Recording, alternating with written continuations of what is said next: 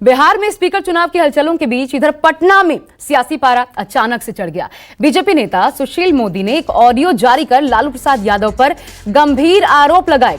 उन्होंने आरोप लगाया कि रांची जेल से ही लालू यादव विधायकों को फोन कर रहे हैं और उन्हें आरजेडी उम्मीदवार के पक्ष में वोटिंग के लिए लालच दे रहे हैं।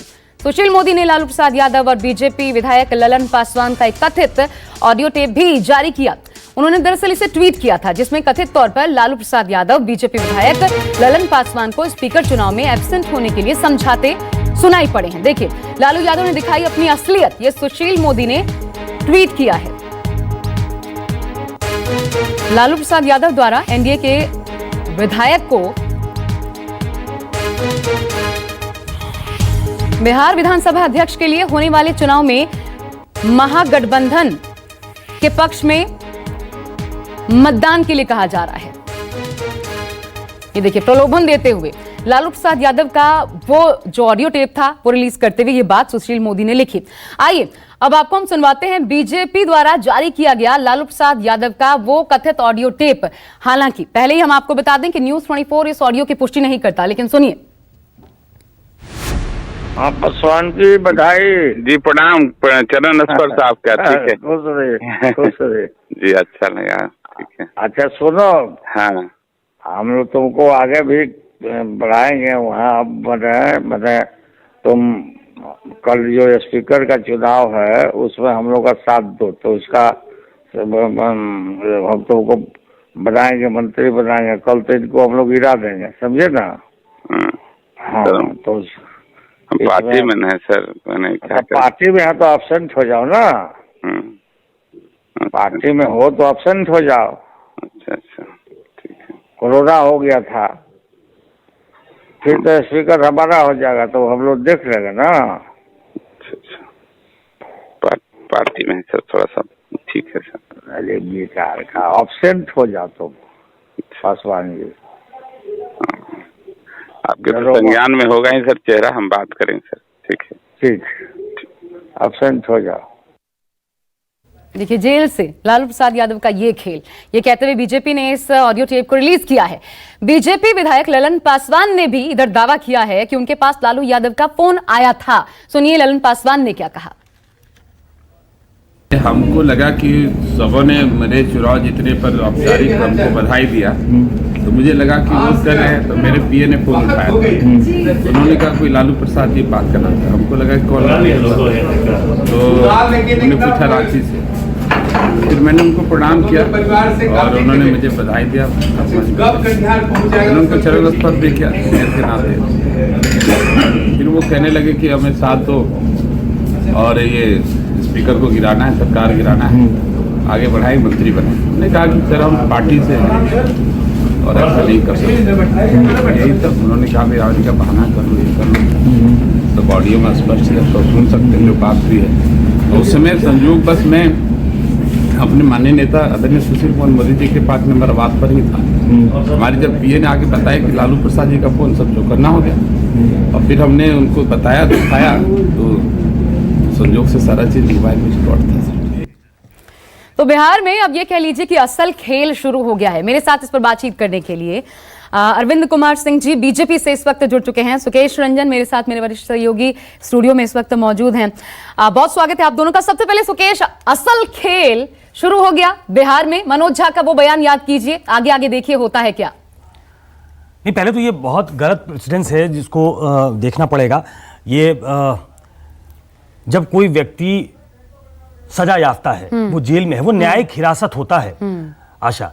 और कोई व्यक्ति जब जेल में है तो वो किसी तरीके से फोन का इस्तेमाल नहीं कर सकता है। अगर इस ऑडियो टेप में जो आवाज जो सुनने में लालू यादव की आवाज लग रही है, हम इसकी पुष्टि नहीं करते हैं, लेकिन आवाज उनकी लगती है और बीजेपी ने ये जारी किया है, तो ऐसा लगता है कि सारे नियम कानून को धता बता के बहुत रेकलेस होके लालू यादव फोन कर रहे हैं। और ये आपको एक प्रोसेस बताऊं कि कोई व्यक्ति जो सजा याफ्ता है या कोई व्यक्ति जो न्यायिक हिरासत में है, भले ही वो सजा याफ्ता हो या ना हो, वो किसी तरीके का फोन का इस्तेमाल नहीं कर सकता है। सर, ये तो मुझे लगता है ये बात ही हमें भूल जानी चाहिए। ये लालू प्रसाद यादव हैं, नहीं, आप जानते हैं बड़े बड़े ऐसे तमाम दिग्गज जो जेल में कैसी मौज काटते हैं ये किसी से छिपा नहीं है। तो फिर ये तो आम आदमी, बहुत सारे लोग जो विचाराधीन कैदी हैं वो बेचारे सालों तक रह जाते हैं, और कोई व्यक्ति जो सजा याफ्ता है, ये एक बड़ा सवाल खड़ा करता है, ये एक सिस्टमेटिक फेलियर की तरफ इशारा करता है कि क्या आपकी फ्रेंडली गवर्नमेंट है या आपने कुछ ऐसी सेटिंग कर रखी है कि आप फोन से बात करेंगे। प्रोसेस ये होता है कि अगर आपके घर में कोई दिक्कत हो गई,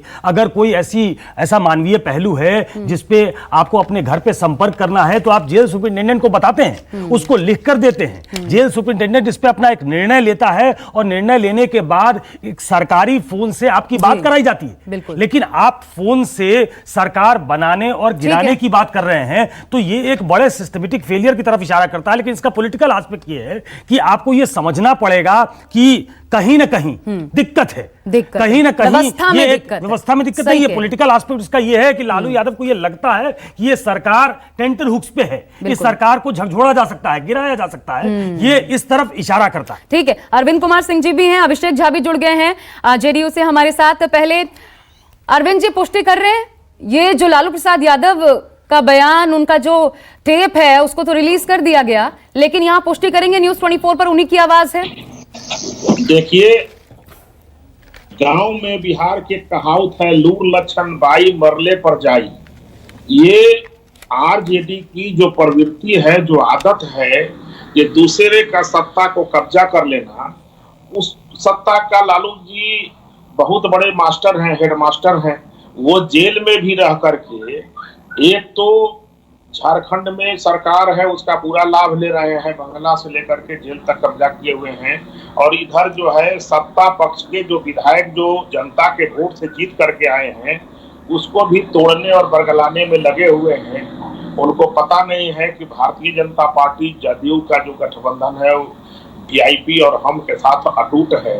ये 5 साल सत्ता में करने के लिए जनता भेजा है, और वो जनादेश का खंडन करने का वो परमानेंट ये लोग का इरादा रहता है, और जनादेश को गिराना, जनादेश संविधान कानून को तोड़ना ये लोग की प्रवृत्ति बन गई है। तो भारतीय जनता पार्टी, जदयू गठबंधन, हम और वीआईपी के साथ जो सरकार चल रही है, इनको किरकिरी बना हुआ है। जनता ने इनको नकार दिया है, लेकिन ये चोर दरवाजे से किसी भी तरीका से सरकार में जाने के लिए एकदम बेचैन है। देखिए, एक तरफ इनका फोटो होर्डिंग से हटा दिया जाता है, और दूसरे तरफ ये जेल से विधायकों को तोड़ने और सत्ता को प्रभावित करने का कोशिश कर रहे हैं विधानसभा अध्यक्ष की।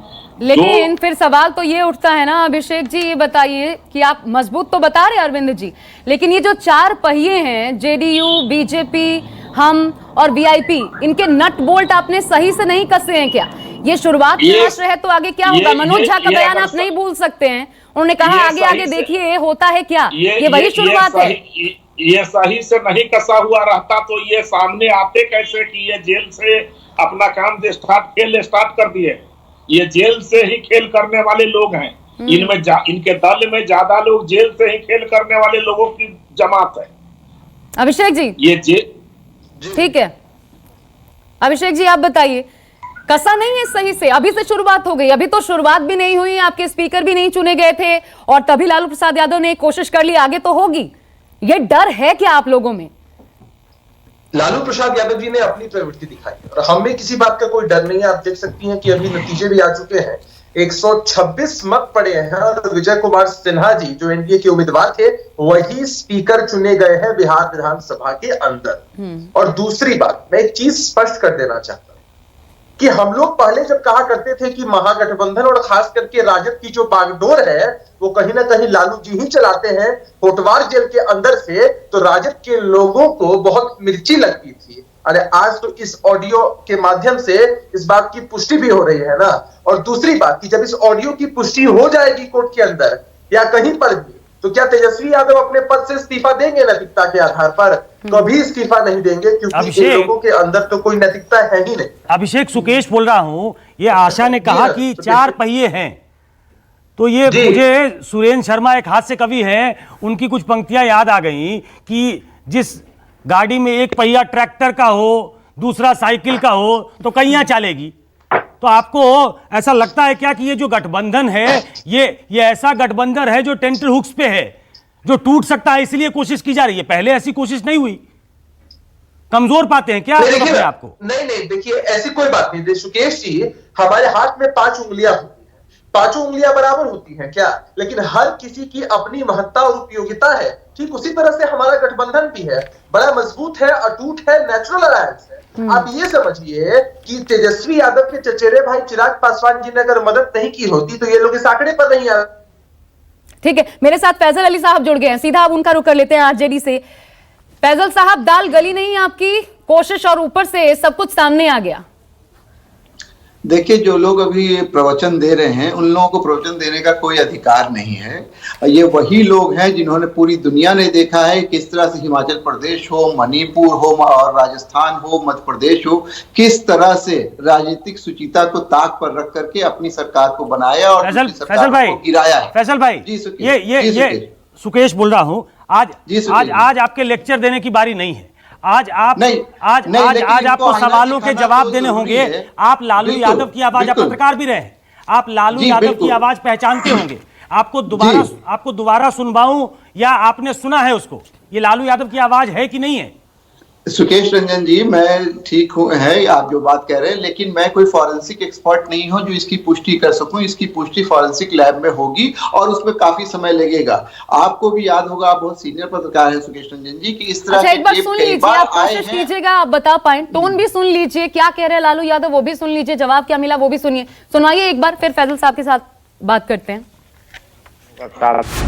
हाँ, पासवान की बधाई जी। प्रणाम चरण स्पर्श साहब का। ठीक है, खुश रहे जी, अच्छा लगा। ठीक है, अच्छा सुनो, हाँ, हम लोग तुमको आगे भी बढ़ाएंगे। वहाँ अब तुम कल जो स्पीकर का चुनाव है उसमें हम लोग का साथ दो, तो उसका हम तुमको बनाएंगे, मंत्री बनाएंगे। कल तो इनको हम लोग गिरा देंगे, समझे ना? हाँ, तो हम पार्टी में है सर, मैंने क्या पार्टी में है तो एब्सेंट हो जाओ ना। पार्टी में हो तो एब्सेंट हो जाओ। अच्छा, ठीक है। कोरोना हो गया था, फिर तो स्पीकर हमारा हो जाएगा, तो हम लोग देख लेंगे ना। अच्छा, पार्टी में सर थोड़ा सा। ठीक है सर। अरे बेकार का, एब्सेंट हो जाओ तुम पासवान जी। आपके तो संज्ञान में होगा ही सर चेहरा, हम बात करेंगे सर। ठीक है, ठीक, एब्सेंट हो जाओ। फैजल जी, अब बताइए, आवाज आपने सुनी, लालू जी ही है ना? नहीं, मैं नहीं कह सकता कि लालू जी हैं। क्या आप कह सकती हैं कि लालू जी हैं? हाँ, इसलिए तो मैं आपसे पूछ रही हूँ, आप बेहतर बताएंगे ना? बिल्कुल नहीं, कैसे मैं बेहतर बताऊंगा? कोई फॉरेंसिक एक्सपर्ट नहीं हूं मैं कि मैं बताऊं या पुष्टि करूं। ये तो फॉरेंसिक की इसकी चीज है कि आवाज है या नहीं। और आप लोग क्या इस बात को इनकार कर सकते हैं? सुकेश रंजन जी बिहार से संबंध रखते हैं कि लालू प्रसाद यादव भारत के एकमात्र ऐसे नेता हैं जिनकी आवाज निकालना बहुत आसान है और बहुत लोग इस काम में जुटे हुए हैं। कभी राजू श्रीवास्तव उनकी आवाज निकालते हैं, कभी कोई निकालता है। सर, मुझे एक बात बताइए, फैजल साहब एक बात बताइए, ठीक है मान लिया वो बात का जांच का विषय है, एक बात बताइए, आप तेजस्वी यादव के नाम पर, उनके चेहरे पर आप बार बार कह रहे हैं कि चोर दरवाजे से इन्होंने सरकार बनाई और मैंडेट हमें मिला था जनता का, तो फिर अभी लालू प्रसाद यादव अगर पीछे से खेल खेल रहे हैं तो ये बिहार की जनता के साथ धोखा नहीं है? ये क्या पहले सिद्ध तो हो आपके कहने से, या किसी सुशील बीजेपी तो यही कह रही है ना, आप क्या समझाएंगे बिहार के लोगों को? बीजेपी तो यही कह रही है। कुमार मोदी चूंकि अभी आपके कहने से ना नहीं मान लेंगे, हो गए हैं। नहीं, आपके कहने से हाँ नहीं मान लेगा कोई। लेकिन बीजेपी ये कह रही है, तो आप जवाब क्या देंगे? जनता के बीच तो आप हैं।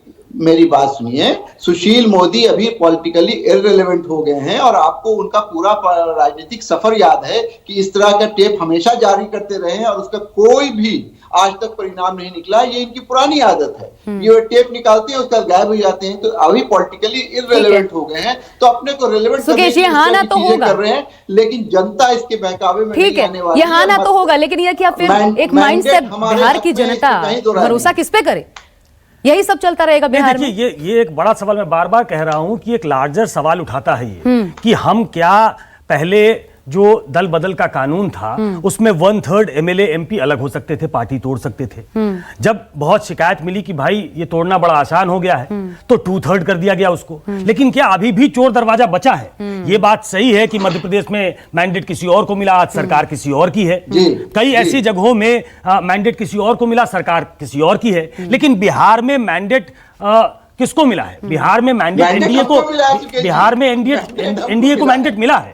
उस मैंडेट को क्या स्वीकार नहीं कर लेना चाहिए? क्या वही कोशिश बिहार में हो रही है क्या? देखिए, सुनने में, मैं बार बार कह रहा हूं, मैं इसकी पुष्टि नहीं करता, लेकिन सुनने में यह आवाज लालू यादव की लगती है। सुशील मोदी एक जिम्मेदार पद पे रहे हैं, उन्होंने एक नंबर भी ट्वीट किया है कि इस नंबर से फोन आया था उनको, उस नंबर की जांच होनी चाहिए। क्या एक फ्रेंडली गवर्नमेंट है? लोगों को मालूम है कि वो जेल में नहीं है, वो बाहर है, और आपको मैंने बताया जो मैनुअल है उसके हिसाब से आप फोन पे बात नहीं कर सकते हो, even if you are not convicted. अगर आप जेल में हो, न्यायिक कस्टडी में हो, जुडिशियल कस्टडी में हो, तो आप बात नहीं कर सकते।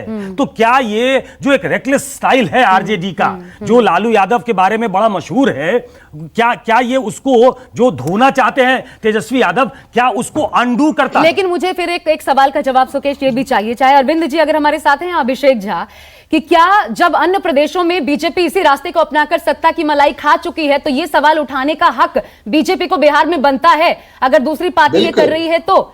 अरविंद जी या अभिषेक जी, जो भी मेरे साथ हैं, कृपया इस पर जवाब दें।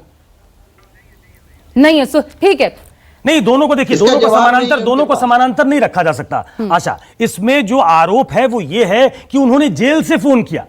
अगर तेजस्वी यादव किसी को फोन करके ये कहें तो एक पॉलिटिकल मैनूवरिंग लग सकती है कि आपने लोगों को संपर्क किया कि विधायक के चुनाव में, स्पीकर के चुनाव में हमारा साथ दीजिए। मामला सुकेश यहां पर ये नहीं है कि जेल से फोन किया या क्या किया, मामला ये है कि चुनी गई एक सरकार को, जिसके स्पीकर भी चुन लिए गए हैं, उसको गिराने की कोशिश हो रही है। मैं बार बार यही कह रहा हूं कि मैंडेट जो है वो एनडीए का है। तो अगर इलेक्शन कमीशन ने विक्टोरियस घोषित कर दिया, 125 विधायक उनके हैं, तो क्या एक ऑपोजिशन, एक सशक्त ऑपोजिशन की तरह काम करे या फिर सरकार को गिराने में लगे? फैसल, क्या आप, ये फैसल साहब जवाब दें कि क्या इस हार को पचा नहीं पा रहे? क्या एक मजबूत ऑपोजिशन की तरह बिहेव नहीं कर सकते वहां? बताइए फैसल जी।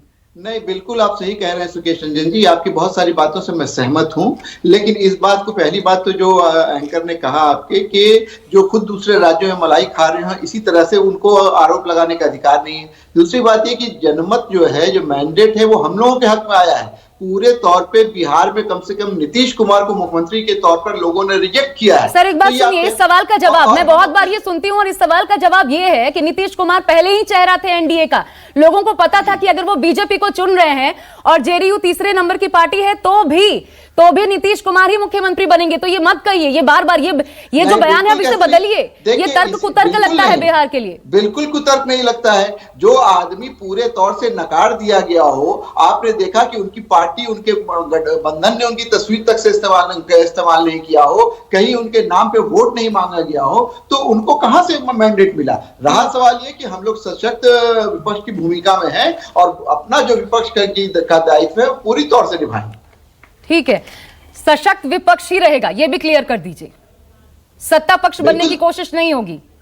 देखिए भविष्य में क्या होगा इसकी जानकारी किसको है? अरविंद जी, यानी अभी दरवाजे खुले हुए हैं, यानी आपके लिए एक डर है। आप लोग यही करेंगे कि आप बिहार के विकास के लिए आगे बढ़ेंगे? क्या करेंगे? इसमें काम कर पाएंगे इस माहौल में?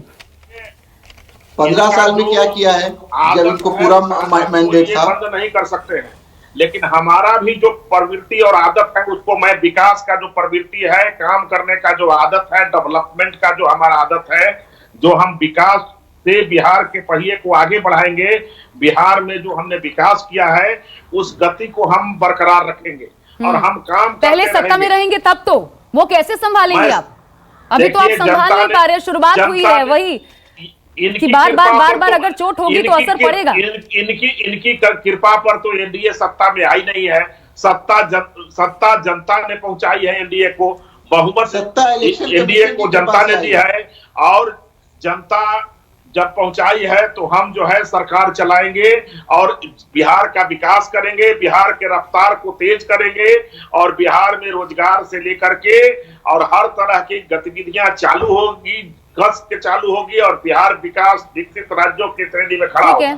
अभिषेक, ये बताइए, जो पाठ अन्य प्रदेशों में सत्ता से बेदखल होकर भी सत्ता हासिल करके जो पाठ अन्य पार्टियों को बीजेपी ने सिखाया, कहीं उसका खामियाजा ये तो जेडीयू को नहीं लग रहा कि बिहार में आपको भुगतना पड़ जाएगा, क्योंकि वही पाठ शायद आरजेडी ने भी सीख लिया है अब? भी नहीं है। मैं एक बात स्पष्ट करूं सबसे पहले कि आरजेडी के जो लोग हैं वो प्लास्टिक की गदा पे चोट करने की कोशिश कर रहे हैं हमारे गठबंधन पर। उसका कोई कोई भी फर्क नहीं पड़ने वाला है। अरे कांग्रेस के लोगों को सोचना चाहिए और आरजेडी के लोगों को सोचना चाहिए कि इनकी तरफ के कितने सारे एमएलए तो हमारी तरफ आने के लिए उत्सुक है, इच्छुक है, और आने वाले फ्यूचर में आप देखिएगा कि इनके दल से निकलकर बहुत सारे साथी हमारे यहाँ चले आएंगे अपनी इच्छा से बिहार के विकास के लिए। अब इन लोगों के अंदर तो एक बेचैनी है ना आशा जी कि भाई सत्ता तो मिल नहीं पाई, तो सत्ता विलाप कर रहे हैं कि बिहार की जनता ने हमें मैंडेट दिया था। बिहार की जनता का मैंडेट का अपमान आपने पहले ही शपथ ग्रहण समारोह में नहीं आकर किया, और अभी भी आप जानते हैं कि बिहार की विधानसभा की परिपाटी रही है। आशा जी मैं एक जानकारी शेयर करना चाहता हूँ, सिर्फ दो बार 1967 और 69, मैं बता रहा हूँ 1967 और 69 में जब हंग असेंबली का सिचुएशन बिहार असेंबली में था तभी स्पीकर का चुनाव हुआ था। उसके बाद की ये परिपाटी है कि सत्ता पक्ष की तरफ से ही स्पीकर जाता है, लेकिन इन लोगों ने अपनी फजीहत करानी मुमकिन समझी और फैसल साहब बहुत वरिष्ठ है, ये भी जानते हैं कि फजीहत हो रही है। आरजेडी के वरिष्ठ नेता जानते हैं, लेकिन एक तेजस्वी यादव जी के बाल हट। ठीक है फैसल साहब जवाब दीजिए, खाली आप फजीहत करवा रहे हैं अपनी और बिहार को पीछे खींचने का काम कर रहे हैं, अगर ये कोशिश होती रही तो। जी के बाल हट। देखिए पहली बात तो ये कि इन्होंने जो बात कही है हमारे मित्र ने भारतीय जनता पार्टी के, उनको मैं आश्वस्त कर दूं कि बुरे से बुरे समय में 40 साल का जो हम लोगों की पार्टी का इतिहास रहा है, एक एमएलए हमारा इधर से उधर नहीं गया है। जब हम लोग 19 में से 19 पार्लियामेंट की सीट हारे तो भी नहीं गया। इन लोगों ने बड़ा हंगामा किया था कि ये जा रहे हैं वो जा रहे हैं, और नाम तक चलता रहा टीवी में, लेकिन एक आदमी नहीं गया। तो मैं बहुत आश्वस्त कर रहा हूं इनको कि आप लोग ख्याली पुलाव बनाइए, हमारी पार्टी का एक विधायक नहीं टूटने वाला है। अपनी पार्टी खास करके जनता दल यूनाइटेड को एकजुट रख पाइए तो ये आपकी बड़ी उपलब्धि होगी। सरकार आपकी ठीक है फैसल साहब नहीं चलेगी, ये होना चाहिए कि जो जिससे जीत के आया है वही रहे, क्योंकि जनता ने मैंडेट उन्हीं लोगों के पक्ष में दिया है। ये बिहार में फिर कि इसकी पार्टी के विधायक हमारे में, इनकी पार्टी के विधायक हमारे में, फिर ये और ज्यादा स्थितियां खराब भी होंगी। लेकिन सुकेश एक बात का जवाब दीजिए, और आज भी जब विधानसभा में या फिर बाद में ये जो हम एक तस्वीर दिखा रहे हैं, जब तेजस्वी यादव बाहर आए, जब उनको बोलने का मौका नहीं मिला विधानसभा में, तो फिर एक वीडियो के माध्यम से उन्होंने अपनी बात रखी। इस बार बदला हुआ विपक्ष आपको नजर आता है क्या? ये बहुत आसान डगर रहने वाली है क्या बीजेपी के लिए? क्योंकि अब तेजस्वी बहुत ज्यादा आक्रामक नजर आता है, वो गुस्सा नजर आता है उनके चेहरे पे, जो सत्ता में नहीं आ पाए उसका गुस्सा। फेंस पे है विपक्ष जो है 125 के नंबर्स के साथ फेंस पे है, इसमें कोई डाउट नहीं है। लेकिन बदला हुआ विपक्ष में इसलिए नहीं कहूंगा क्योंकि तेजस्वी ने बहुत कोशिश की। मैं बार बार कह रहा हूं जब से इन्होंने चुनाव लड़ना शुरू किया इस बार कि उन्होंने खाली स्लेट पे कुछ लिखने की कोशिश की, उन्होंने बहुत सारी चीजों को अंडू करने की कोशिश की।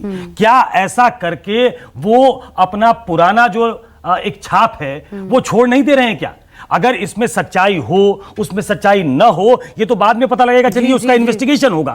लेकिन क्या आम जनमानस में ये बात नहीं जाएगी कि जो स्टाइल ऑफ पॉलिटिकिंग है आरजेडी का, दैट रिमेन्स द सेम? क्या तेजस्वी यादव के पूरे प्रयास को, जो वो मुद्दों पे चुनाव लड़े, एक मजबूत व्यक्ति के तौर पे, एक युवा के तौर पे, 31 साल का युवा, और मुझे कोई कहने में गुरेज नहीं है कि उन्होंने बहुत अच्छा चुनाव लड़ा, उन्होंने नरेंद्र मोदी, नीतीश कुमार जैसे एक्सपीरियंस्ड डुओ को बहुत परेशान किया। और ऐसे में जब आप आके खड़े होते हो उस मुहाने पे, जब आपको देश एक उम्मीद की नजर से देखने लगता है कि आप एक अच्छा चुनाव मुद्दों पे लड़ सकते हैं, ऐसे में जब इस तरीके की ऑडियो टेप सामने आता है तो वो आपको कहीं ना कहीं हॉलो करता है, कमजोर करता है। ये फैसल अली को भी मालूम है, आरजेडी को भी मालूम है कि ये जो बॉल उनके सामने पड़ा है, धोखा है कि चेहरा तो आपने दिखाया अपना, लेकिन पीठ पीछे वही होगा, अब कुछ और जो सामने आ रहा है इस ऑडियो टेप के अब ये देखिए सत्ता पाने का जो एक ललक है ना, वो कहीं ना कहीं ये सब करवाती है। मेरे मित्र सुकेश रंजन जी अच्छी बातें कर रहे हैं, लेकिन ये कन्वीनियंटली थोड़ा सा इनको याद दिला दूं मैं कि इस तरह की चीजें क्या भारत की राजनीति में पहली बार हुई है या इसका पहले भी? Two wrongs don't make a right. Faisal भाई, दो गलतियां एक सही को जन्म नहीं देती हैं। नहीं, मैं बिल्कुल नहीं इसको जस्टिफाई कर रहा हूं, ये तो अभी जांच का विषय है। लेकिन सारी जो राजनीतिक सुचिता की बातें हैं वो आप हमसे अपेक्षा कीजिए, और खुद हर तरह की जो राजनीतिक पॉलिटिकल इम्प्रोप्राइटरी है उसमें आप इन्वॉल्व रहिए, और विपक्ष से आप उम्मीद कीजिए कि बिल्कुल आप सुचिता में रहिए। ये कहाँ का इंसाफ है? आपने देखा है कि किस तरह की स्थिति महाराष्ट्र में कर रहे हैं। अभी एक केंद्रीय मंत्री खड़ा होकर कह रहा है कि 3 महीने के अंदर महाराष्ट्र ही सरकार गिरा आप तो अलग करने की बात कह के आए थे। नहीं, अभी आप तो अलग करने की बात कह के आए थे कि हमारे विधायक इनके इसमें हैं, तो ये करें तो ठीक है और हम करें तो थू थू, अच्छा हप हप और बुरा बुरा थू थू। ये कौन सी राजनीति? अरविंद जी बताइए, यही सवाल मैंने आपसे पहले भी पूछा था। सुकेश जी, बिहार का आपको बहुत अच्छा अनुभव है। ये पूरे राजद गठबंधन टूट लूट और झूठ की राजनीति करते आ रही है पूरे चुनाव में। इन्होंने अति पिछड़ा समाज के नेता मुकेश साहनी को धोखा दिया, इन्होंने जीतन राम मांझी जी को धोखा दिया, इन्होंने बिहार के जनता को झूठ बोला, इन्होंने पूरे गठबंधन को टूट किया और सरकार जब रही तो लूट किया। तो ये तो राम मांझी को कैसे वो मुख्यमंत्री पद से हटाया, बेइज्जत करके, वो भी दुनिया ने देखा है। और सारा चीज जो है इनका बिहार के जनता देख रही है। और लालू जी का पोस्टर और राबड़ी जी का पोस्टर पर से फोटो तक हटा दिया और जेल से लालू जी होटवार के राजा जो हैं वहां से वो संचालित कर रहे हैं पूरे विपक्ष को। तो ये भी बिहार की जनता देख रही है। तो पूरे ये जो महागठबंधन है ये लूट झूठ और टूट के ये पूरा पिटारा बैठा हुआ है। और ये जो है इनका आवश्यकता ही इनकी आविष्कार की जननी है। ये सिर्फ जो है अपने आवश्यकता को पूरा करने में लगे हैं, बिहार की जनता की आवश्यकता पर। अरविंद जी बताइए, खाली आरोप लगाएंगे या जांच की मांग भी करेंगे? ये हुआ तो कैसे? देखिए, जांच तो होगी और जांच किसके लिए होती है? ये हमारे और आपके जैसे लोगों के लिए जांच होती है। जो व्यक्ति खुद जेल में है उसको जांच करके ही क्या करेगी आप इसको देखिए। जो व्यक्ति खुद एक जेल में सजाते हैं और वहीं से कर रहे हैं तो क्या करिएगा, उसको जेल का क्या रिजल्ट आएगा? तो फिर ऐसे प्रयासों के लिए अभिषेक आगे भी तैयार रहेंगे, इसका मतलब यही हुआ। अरविंद जी यही कहना चाह रहे हैं। मध्य प्रदेश और राजस्थान में जो आप कर रहे हैं उसके टेप की भी जांच इनकी जो प्रवृत्ति है उस प्रवृत्ति को ये करेगी। ठीक है अरविंद जी, ये समझ आ रहा है कि आप तैयार हैं ऐसे प्रयासों के लिए, अपने दरवाजे को मजबूत बनाकर। आप भी तैयार हैं अभिषेक? इनका गठबंधन टूट ये तो होगा, इसे रोक नहीं सकते।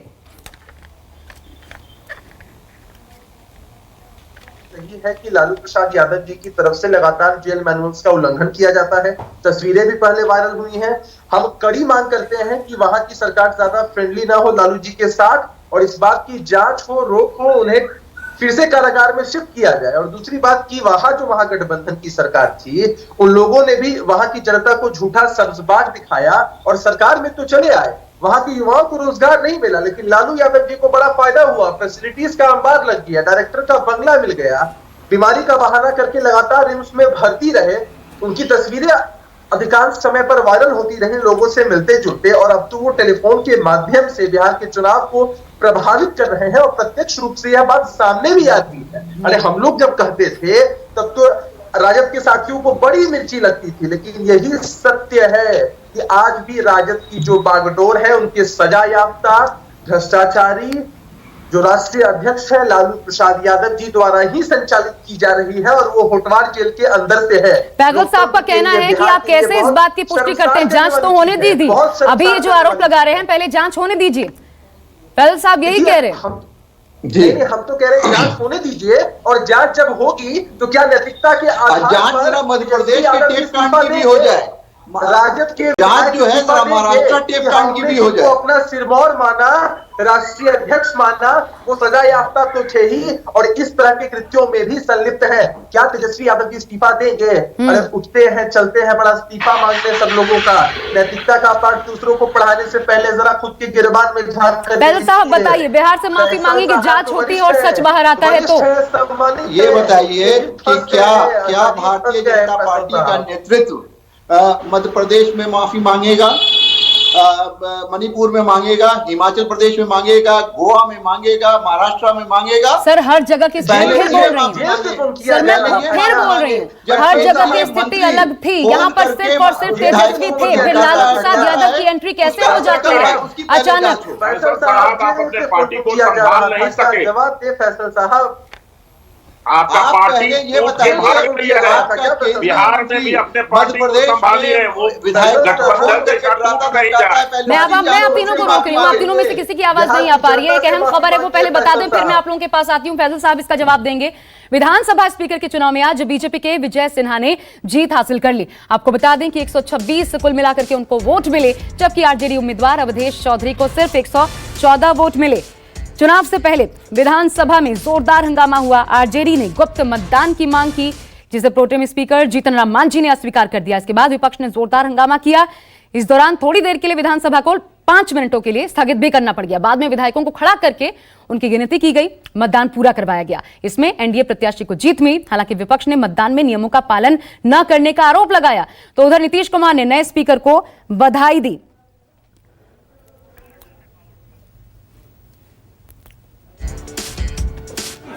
विधानसभा का जब चुनाव हुआ तो उसमें भी जनादेश की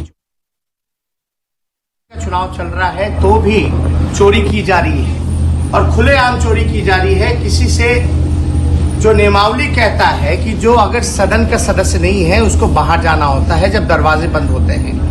मुकेश सहनी ना तो एमएलए है ना तो एमएलसी है, अशोक चौधरी ना तो एमएलए है ना तो एमएलसी है, मुख्यमंत्री एमएलसी हैं, और जो सूचना मिली है इनके जो लोग हैं वो कई बड़ी संख्या में जो है एब्सेंट है, और कई ऐसे फर्जी वोटर्स को फर्जी एमएलए बना करके पीछे लोगों को बैठाया गया है। इसलिए हम लोग जो है इसका विरोध कर रहे हैं कि कानून से चलेगा, नियम से चलेगा सदन या बेईमानी से चलेगा, और लगातार ध्वनि मत भी करा दी गई। इसके बाद हम खड़े होकर के ऑब्जेक्शन किए कि जो सदन का सदस्य नहीं है, बाकायदा अनाउंस किया जाता है सेक्रेटरी द्वारा, स्पीकर द्वारा, कि अगर वोट का समय अगर सदन का सदस्य जो नहीं है वो व्यक्ति बाहर चला जाए, उसके बाद दरवाजा बंद करने की प्रक्रिया शुरू की जाती है। और कई बार हर जगह ऐसा हुआ।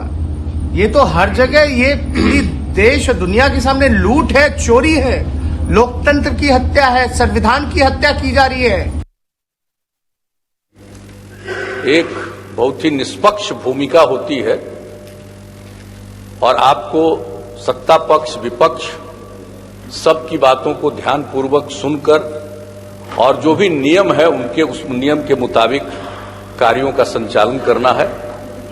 आपका अनुभव है, एक माननीय सदस्य के रूप में रहा है, मंत्री भी रहे हैं, तो हम सब लोगों को पूरी संभावना है कि एक विधानसभा के अध्यक्ष के रूप में आप अपनी भूमिका बहुत ही बेहतरीन ढंग से निभाएंगे, यही हम सब लोगों की अपेक्षा है।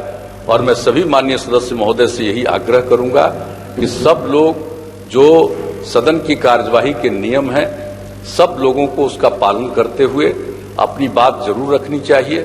सब लोगों को अपनी बात रखने का उनका अधिकार है और अध्यक्ष महोदय को नियमों के मुताबिक सदन के संचालन का अधिकार है। अब एक बड़ी इंटरेस्टिंग फैक्ट सुकेश, जो कि बिहार से जुड़ा हुआ है। देखिए, जो परिपाटी रही है सर्वसम्मति से स्पीकर चुनाव जाना, इस बार नहीं हुआ। यह भी अलग देखने को मिला। इसलिए सवाल कि क्या विपक्ष इस बार बेहद अलग नजर आ रहा है। 67 में, इसके बाद 69 में और 2000 में 2 बार विधानसभा अध्यक्ष का चुनाव हुआ था। एक बार नाम वापस ले लिया गया था। और तब सोचिए 2000 के बाद ये 2020 है जब एक बार फिर सर्वसम्मति से बात बन नहीं पाई। पहले नंद किशोर यादव का नाम था, तब लग रहा था सर्वसम्मति से बात बनेगी, लेकिन जैसे ही विजय कुमार सिन्हा का नाम सामने आया तो फिर आरजेडी ने अवध बिहारी चौधरी को सोमवार को ही मैदान में उतार दिया। लेकिन सुकेश, सवाल यह है कि बिहार में इस बार सब कुछ अलग होता नजर आ रहा है। एक चीज, एक शब्द जो आप बार बार सुनते हैं जब से चुनाव संपन्न हुए हैं उसके बाद से, चोरी। पहले सत्ता की चोरी, अब स्पीकर का चुनाव हो रहा था, वहां भी चोरी। ये बिहार को नया पाठ पढ़ाया जा रहा है, नई प्रकार की राजनीति बिहार में हो रही है। असेंबली या पार्लियामेंट चलता है कन्वेंशन से, लेकिन ये कोई जरूरी नहीं है, मैंडेटरी नहीं है कि सर्वसम्मति से ही चुनाव हो जाए। ठीक है, चूंकि बहुत थिन मेजॉरिटी है, मैं बार बार कह रहा हूं, इसलिए अपना कैंडिडेट खड़ा करना इसमें कोई दिक्कत नहीं है। लेकिन जो तेजस्वी करना चाहते हैं, जो आरजेडी करना चाहती है, आज का जो उनका मूव है उसको मैं 2 तरीके से देखता हूं। एक तो लालू यादव का जो ये पूरा कांड हुआ उसको प्रीएम्प्ट करने की कोशिश थी कि वो पिक्चर में ना आए, हम पहले ही बहुत ही आक्रामक हो जाएं और अपनी कॉन्स्टिट्यूएंसी को, अपने काडर को एक सटल मैसेज दे दें कि भाई ऐसा है कि all is not well with in the NDA. इसलिए आपको अपने पैर पे खड़ा रहना है, उन्हें यह बताना है बार बार कि दरअसल जीते आप ही हो, ये किसी तरीके से सत्ता इन्होंने कब्जा कर लिया है। तो अपने काडर और अपने नेताओं को यह संदेश देना चाहते हैं कि सत्ता कल को हमारी बनेगी। और जिस तरीके से इस गठबंधन, एनडीए गठबंधन का स्वरूप सामने आया है आशा, उसमें एक बात तो तय है कि बीजेपी और जेडीयू सिर्फ दो मिलकर सरकार नहीं बना सकते, हम और वीआईपी इन दोनों का भी साथ रहना जरूरी है। ये बहुत सालों के बाद एक ऐसी परिस्थिति बनी है जिसमें कुछ ऐसा सोच सकती है आरजेडी कि हम चाहें तो पोच करके अपनी तरफ कर ले। नहीं, तो लेकिन नीतीश कुमार को नैतिकता का पाठ सुकेश तेजस्वी यादव ने बहुत पढ़ाया अभी हाल फिलहाल कि नैतिकता बची हो तो फिर ये मुख्यमंत्री का पद ग्रहण ना करें। खूब तब से खूब नैतिकता की बात हो रही है। ये नैतिकता आज फैजल साहब, ये नैतिकता चाहे बार बार जब आप चोरी शब्द का इस्तेमाल करते हैं, ये मैंडेट का अपमान नहीं है का? एक जीत से जीत ही होती है, आप उसे क्यों झुठलाना चाहते हैं? देखिए, नैतिकता की बात आप कर रही हैं और नीतीश जी के इसमें हवाले से कर रही हैं। नीतीश जी की पॉलिटिकल नैतिकता के बारे में आपको भी जानकारी होगी कि एक समय वो भी था कि जब इन्होंने मोदी जी के सामने रखी हुई थाली हटा दी थी, न्योता दे करके दावत कैंसिल कर दी थी। सवाल उठाने का हक किससे है? सत्ता में तो आप भी आए ना उन्हीं नीतीश कुमार के साथ, भले चला नहीं। चरित्र देखा जाएगा, एक आइसोलेटेड इंसिडेंट को लेकर के आप नैतिकता के ऊपर कोई भाषण नहीं दे सकते हैं। नैतिकता होगी जो पूरी राजनीतिक सफर उनका जो है उसके ऊपर बात होगी। 2015 में हमारे साथ सरकार बनाई, जीत करके आए और बोले कि मिट्टी में मिल जाएंगे लेकिन भाजपा और संघ के साथ नहीं जाएंगे, और वो राजनीतिक नैतिकता की बात आप कर रहे हैं। कैसी राजनीतिक नैतिकता है? सारा टेप आप लोगों के पास है। नहीं, फैसल भाई एक छोटा जवाब दे दीजिए। एक होती है मोरालिटी और एक होती है लीगैलिटी।